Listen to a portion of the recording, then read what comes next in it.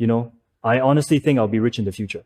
Really? That's a strong statement. What makes you think that?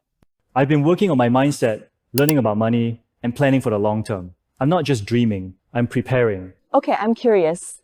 What's the plan? I've been reading books, watching financial content, and slowly building habits. Saving, investing, thinking like an entrepreneur. Are you investing already? A little, mostly learning right now.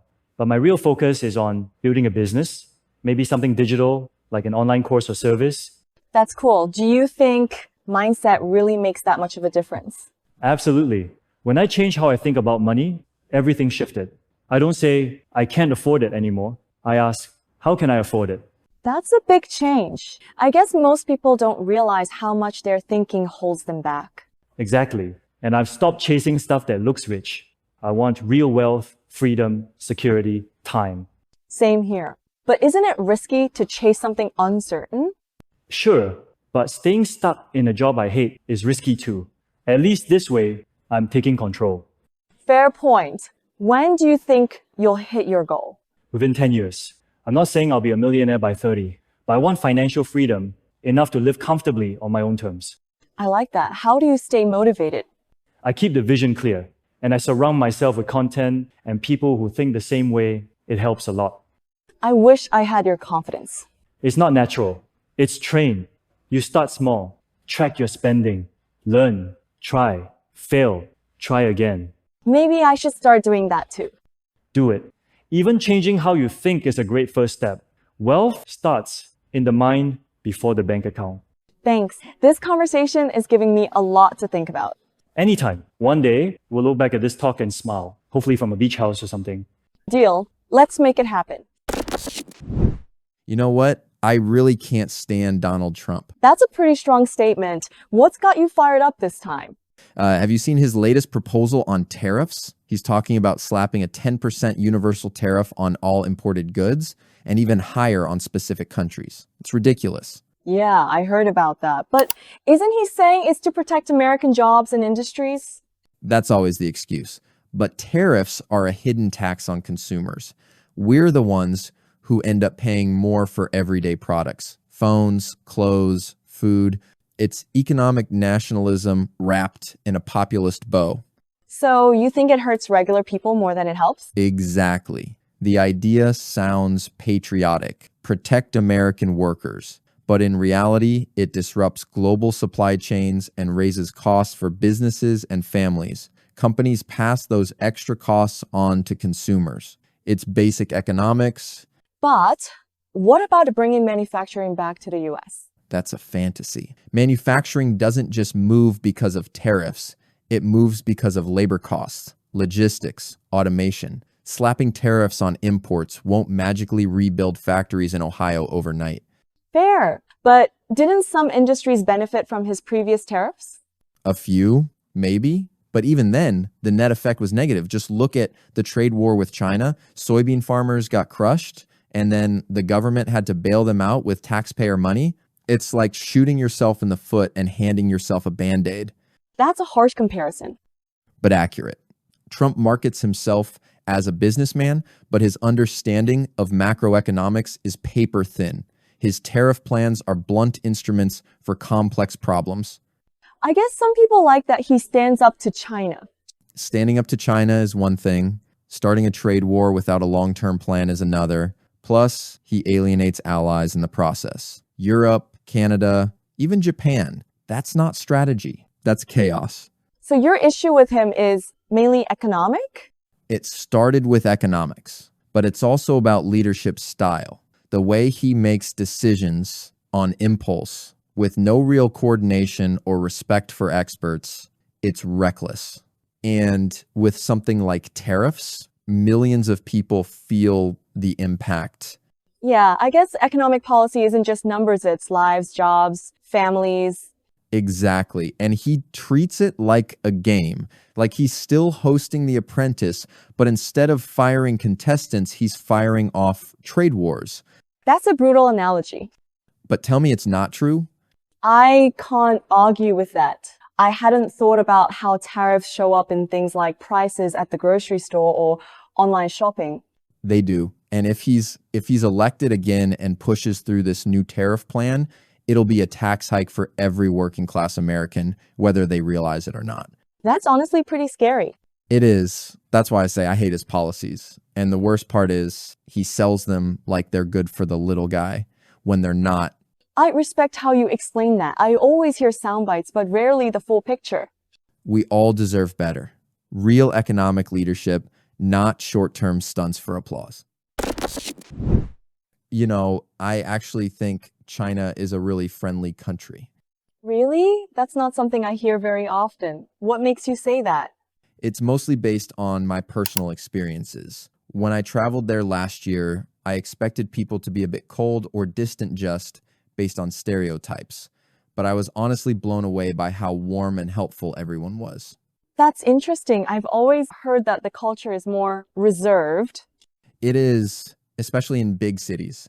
People might not smile at strangers like in the West, but once you talk to Theme V and ask for directions or help, they open up quickly, and they're genuinely eager to assist. So, not outwardly expressive, but kind once you connect? Exactly. One time I got lost in Chengdu, and this older man actually walked with me for 15 minutes just to make sure I found the right street. He didn't speak much English, but he kept smiling and pointing the whole way. It really stuck with me. That's wholesome. Sometimes we forget that friendliness doesn't always look the same across cultures. Yes. And there's this strong sense of community too.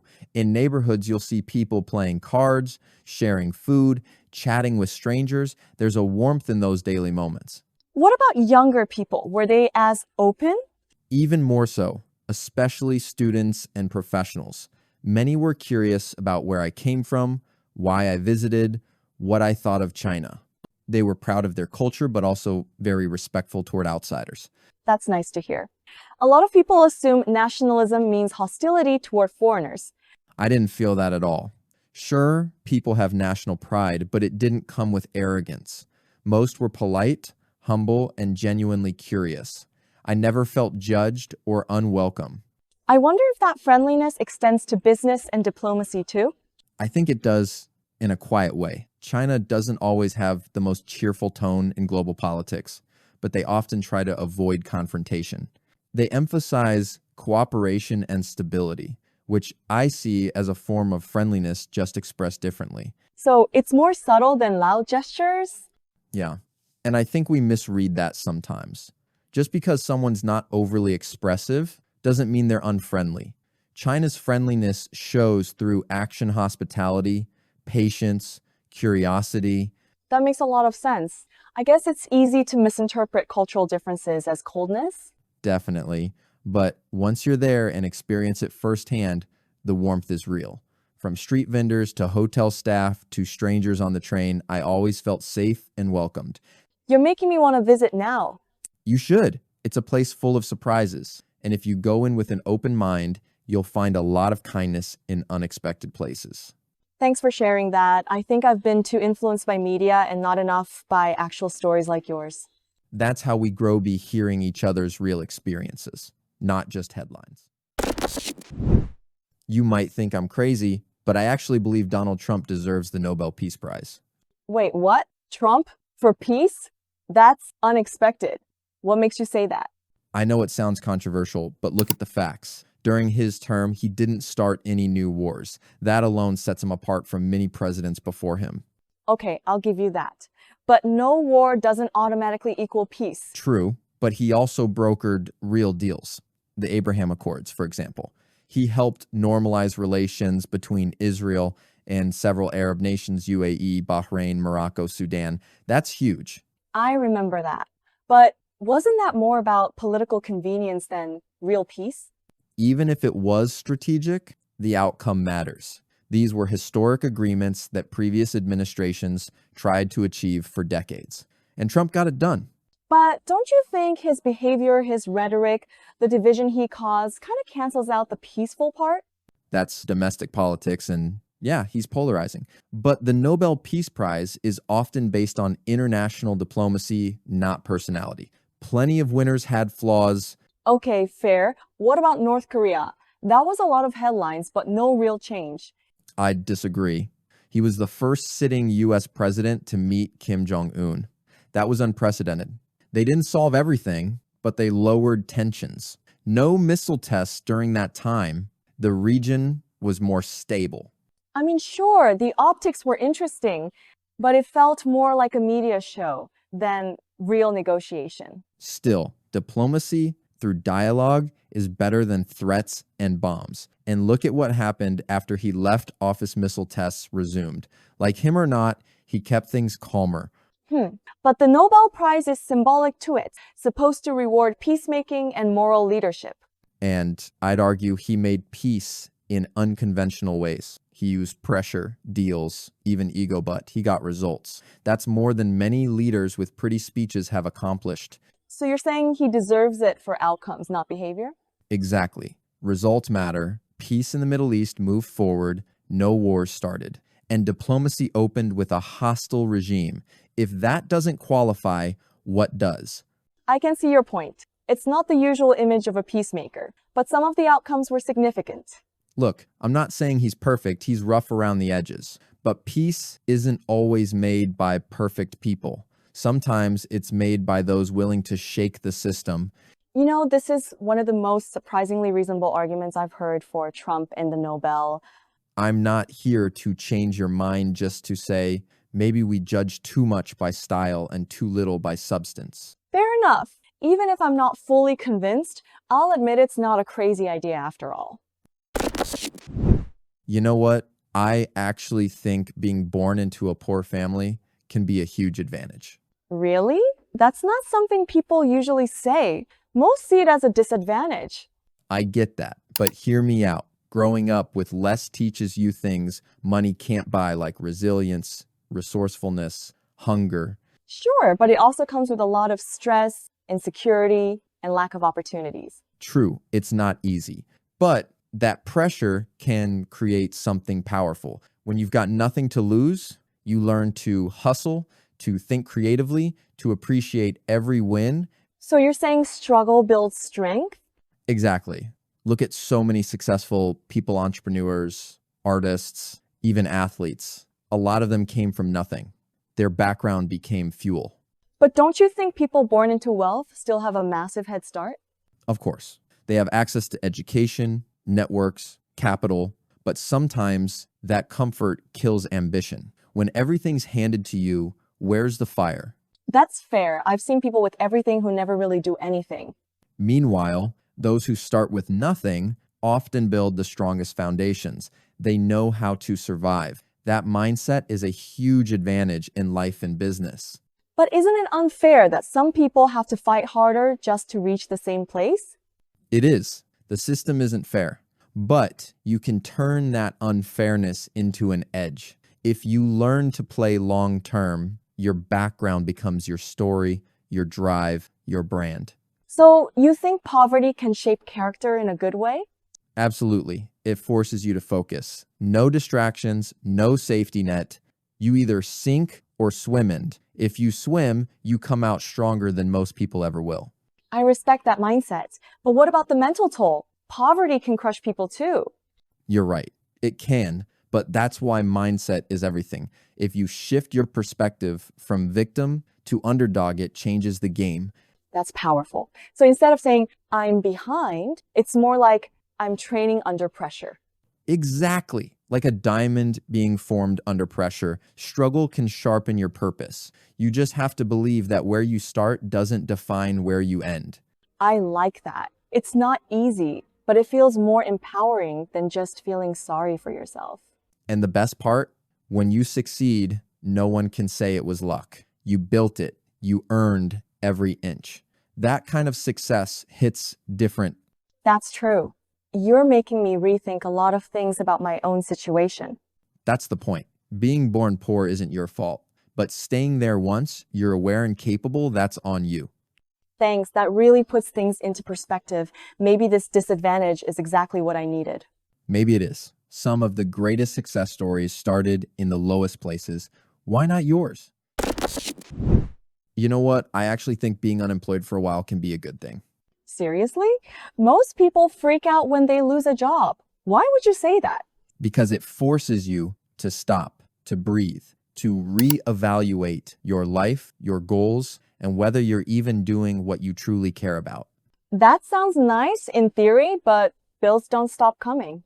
I'm not saying it's easy, but sometimes when you're stuck in a job you hate, the paycheck becomes a golden cage. Losing it while scary can be a reset button. So you think it's like an unplanned break that leads to better things? Exactly. Most of us just go with the flow: school, job, bills, repeat. We never stop to ask, is this what I actually want? When you're unemployed, you're forced to ask that question. I guess I've seen people switch careers after getting laid off, but not everyone bounces back quickly. True, but that gap, if you use it well, can become a launch pad. Learn new skills, try freelancing, build something of your own. You have time, and time is a gift. So you're saying the downtime is more valuable than it looks? Yes. I mean, when else do adults get the chance to reflect deeply? When you're working 9-6 every day, who has the mental space to think clearly? That's fair. I felt stuck in a job before, but didn't quit because of security. And I get that, but sometimes losing the job gives you clarity you didn't even know you needed. It wakes you up. What about the emotional side, though? Doesn't being unemployed hit your self-esteem? It can, if you tie your worth to your job title. But when you detach from that, you start realizing you're more than your job. You're still growing, still learning, even if you're not earning for a bit. That's a healthy perspective. I wish more people thought like that. Honestly, my time unemployed was when I learned the most about money, mental health, relationships. It made me more intentional with everything. So what did you do during that time? I read, took online courses, started journaling. I reached out to old friends, and I asked myself big questions. I also got rejected from a bunch of jobs, but each no taught me something. And now? Now I'm working again, but this time doing something I actually like. I wouldn't have made that shift if I hadn't been forced to stop and reset. That's inspiring. Maybe being unemployed isn't just a gap on your resume, it's a chapter in your growth. Exactly. It's not wasted time if you use it with purpose. Sometimes getting knocked off the path is what puts you on the right one. Thanks for that. I think I needed to hear this more than I realized. Anytime. Just remember, being unemployed doesn't mean you're unworthy. It might just mean you're about to reinvent yourself. Have you ever wondered what would happen if Donald Trump were president of Vietnam? Wait, what? Trump? In Vietnam? That's a wild thought. I know, it sounds crazy, but imagine it. Daily press conferences full of bold claims. No one has ever done more for Vietnam than me. Believe me. And don't forget the slogans. Make Vietnam great again. Exactly. Red caps everywhere. Maybe even golden ones with dragon embroidery. Honestly, though, how do you think he'd handle things? Well, knowing him, he'd probably start with a massive infrastructure campaign. High-speed trains, luxury towers, and a golf course in every province. Don't forget the tariffs. He might slap a 30% import tax on Chinese products just to make a point. Oh yeah, and he'd call it the most beautiful trade deal in Southeast Asia. He'd probably try to renegotiate ASEAN agreements in live television. But how would people react here? Vietnam's political culture is so different. It's more subtle, diplomatic. That's what would make it so shocking. Trump is the complete opposite: loud, unpredictable, always tweeting, well, maybe posting now. I wonder how he'd deal with state-owned enterprises or the bureaucracy. He'd probably try to privatize half of them, then rebrand Vingroup as Trump Group Asia. I can already see him posing in front of a gold-trimmed Bitexco tower saying, "This is mine now." On the serious side, though, I think his focus on business and deal-making might appeal to some Vietnamese entrepreneurs. True. Vietnam's young population is very pro-growth. Some might find his confidence and America First-style nationalism inspiring in a Vietnamese context. But on the flip side, the way he handles criticism might not go down well. Vietnamese culture values humility and harmony. Trump is, well, none of those things. Exactly. And imagine him interrupting TED speeches with, "This is the best Lunar New Year speech in the history of Lunar New Year speeches. Everyone says so." Or him building a wall along the Cambodian border, not because we need it, but because it'll look tremendous. Okay, but real talk. Would Vietnam be better or worse under a Trump-style leader? Honestly, it would be chaos. Entertaining, for sure, but long term, I think it would clash too hard with our values and structure.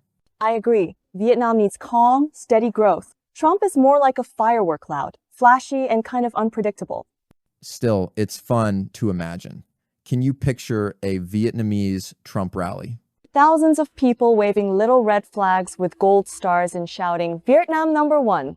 And he'd finish with, "Nobody loves Vietnam more than Donald Trump. That I can tell you." You know what? I've made up my mind. I'm never buying a car. Really? Never? That's a pretty strong statement. Why not? A few reasons, actually.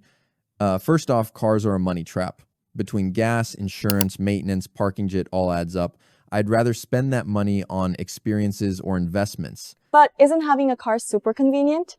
You can go wherever you want, whenever you want. True, but I live in the city. Public transport gets me almost everywhere. And when I really need a car, I just rent or use ride-hailing apps. I get that, but what about emergencies or road trips? That's the thing. We romanticize car ownership, but most cars sit unused 90% of the time. It's like buying a treadmill to use once a month. Doesn't make sense. Never thought of it that way. But still, isn't it nice to have that independence? Sure, but for me, freedom isn't owning stuff. It's not being tied down by it. No car loan, no insurance bills, no stress about scratches or parking tickets. What about when you have a family someday? Don't you think a car becomes necessary? Maybe, but I'd still consider alternatives, first carpooling, electric bikes, even shared autonomous vehicles once that becomes a thing. The world's changing fast. Are you also thinking about the environmental side? Absolutely. Cars are one of the biggest contributors to urban pollution and carbon emissions. Choosing not to own one is my small way of reducing my footprint. That's fair. I guess we don't really factor in the hidden costs to the planet. And let's not forget traffic. Driving used to be fun. Now it's just sitting in a metal box, scrolling through red brake lights for an hour. Okay, that part I agree with. Commuting by car can be soul-crushing. Exactly. Meanwhile, I hop on a bus, read a book, zone out, or even nap. No stress, no road rage. So it's about lifestyle more than just money? Yep, it's about simplicity. I want fewer things to worry about, not more. A car feels like buying a headache with four wheels. But don't you feel pressure from society? Like owning a car is still seen as a symbol of success. I used to. But now, I'd rather be the guy with freedom and savings than someone stressed out over a monthly car payment just to look successful. That's honestly a refreshing take. I always assumed buying a car was just part of being an adult. That's the myth. But adulthood is about making smart choices, not just following the script. You've given me a lot to think about. I might delay buying that car a little longer now. Hey, I'm not anti-car, just pro-choice. And for me, the choice is no care-over. You know what? I actually think Vladimir Putin might have the highest EQ in the world. Wait, what? Putin? High emotional intelligence? That's not something I hear every day. I know it sounds strange. Most people associate him with power, control, maybe even fear, but EQ isn't just about being nice. It's about reading people, controlling your emotions, and influencing others. And he's a master at that. I always thought EQ was about empathy and understanding people's feelings. I don't really see that in him. That's one aspect, sure. But EQ also includes social awareness, self-regulation, and tactical communication. He knows exactly how to read a room, play psychological games, and keep people off balance. That's EQ at a different level. Are you saying manipulation counts as emotional intelligence? In a way, yes. Manipulation is just EQ without ethics. You can have high EQ and use it for strategic advantage, especially in politics. And Putin's been playing geopolitical chess for decades. Okay, but does that mean he's emotionally healthy or just emotionally smart? Big difference. He might not be emotionally healthy in the typical sense, but he's incredibly composed. You almost never see him lose control. In public or private diplomacy, he rarely reacts emotionally, even under pressure. I guess you're right. He always looks calm, even when the world's in chaos. Exactly. That's not luck. It's control. And part of EQ is managing how others feel around you. With just a look or silence, he makes people uncomfortable or obedient. That's emotional mastery, not just intellect. Still, it's kind of scary if high EQ can be used that way. True. But we often assume EQ equals kindness. That's a myth. EQ is power. How you use it is up to the person. So you're saying he understands emotions deeply, not because he expresses them, but because he can control them, his and others? Exactly. Think about his annual press conferences. Hours of answering questions, no script, no stumbles. He handles tough questions with calm sarcasm or subtle intimidation.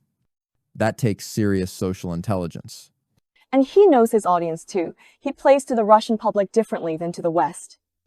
Right? High EQ includes knowing what version of yourself to present to different people and making them feel exactly what you want them to. You make a compelling argument.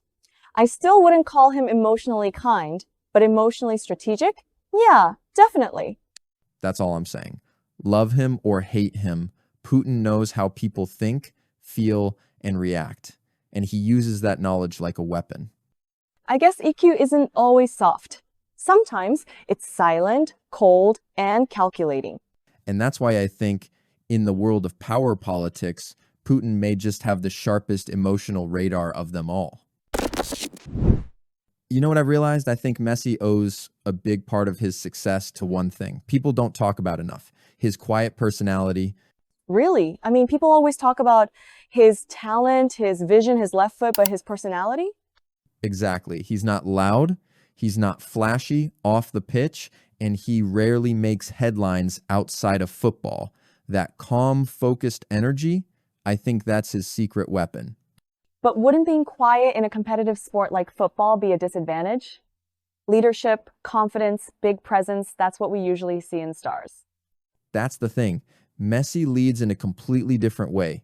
He lets his actions speak. His calmness keeps him consistent. He doesn't get caught up in drama or emotions. He just shows up and delivers game after game. Yeah, I've never seen him explode or throw tantrums like some other stars. Even under pressure, he's like ice cold. Exactly. That's emotional control. He doesn't feed off chaos. He stays centered. And when you're under the pressure of a billion fans and media noise, that kind of composure is gold. So you're saying his introversion helps him stay mentally sharp? Not just sharp grounded. He doesn't need the spotlight to feel important. He's never chasing attention. That gives him more mental space to just focus on the game. I guess that explains his longevity too. No distractions, no ego wars, just football. And look how he interacts with teammates. He's humble, quiet, but respected. People listen to him because he doesn't speak often. When he does, it matters. That's true. He's like that quiet guy in class who never talks but always gets top marks. Right? Meanwhile, others burn out trying to be superstars, both on and off the pitch. But Messi, he's never tried to be a brand. He just became one naturally. That makes sense. His trumting, as you'd say in Vietnamese, helps him stay detached from all the noise. Exactly. No scandals, no nonsense, no big speeches, just calm confidence. That's rare in sports, and I think it's a huge part of what made him great, not just good. You know, I never thought of that before. People always analyze his technique, his dribbling, his goals, but this personality trait might be what ties it all together. Yep, Messi's silence isn't weakness, it's discipline. And in a world full of shouting, sometimes the quietest voice wins. Well said. Now I feel like I've underestimated the power of being low-key. Never underestimate the quiet ones. Sometimes they're too focused winning to make noise about it. Have you ever wondered what would happen if Elon Musk became president of the United States? That would be wild. Honestly, I can't even imagine. He's not exactly your typical politician. Exactly. That's what makes it so interesting. He'd probably run the country like one of his companies, fast decisions, bold moves, no filter. But that's kind of dangerous, don't you think? Being president isn't like running Tesla or SpaceX. True, but think about the upside. The guy thinks big, like interplanetary big. Imagine a president who actually pushes for Mars colonization as a national priority. NASA would finally get its funding, but seriously, wouldn't he be too unpredictable? His tweets alone could start an international crisis. Fair point, but at least he's authentic. With Elon, what you see is what you get. No polished speeches or empty promises. Yeah, but diplomacy needs nuance. You can't just go on Twitter and call a foreign leader boring or challenge them to a cage match. Okay, fair, but imagine the innovation. Boom, clean energy, AI, infrastructure. He'd probably treat every national problem like an engineering challenge. That part I'd love to see. Imagine if he applied the same focus to fixing healthcare or climate change. Exactly. He might be unorthodox, but he gets things done. And he's not driven by legacy politics, he's driven by vision. But can someone like him handle the emotional weight of the presidency? It's not just about ideas, it's about people, empathy, leadership. Good question. I think he'd struggle with that at first, but maybe he'd surround himself with the right advisors, like he does at his companies. I don't know. The idea of Elon Musk in the White House sounds exciting and terrifying. Yeah, it's a double-edged sword. You'd probably get the most innovative 4 years in history or total chaos. Or both. He'd announce universal basic income in the morning and challenge China to a moon race by lunch. And live stream it all on X. But admit it, it would shake up the system, force old institutions to adapt. That's true. He would force progress, whether people are ready or not. Exactly. Sometimes what a country needs isn't a polished politician. It's a disruptor with a vision big enough to scare people and inspire them. You're right. It would never be boring. But I'm not sure the world is ready for President Musk. Maybe not. But the question is, what if he's exactly what the future demands?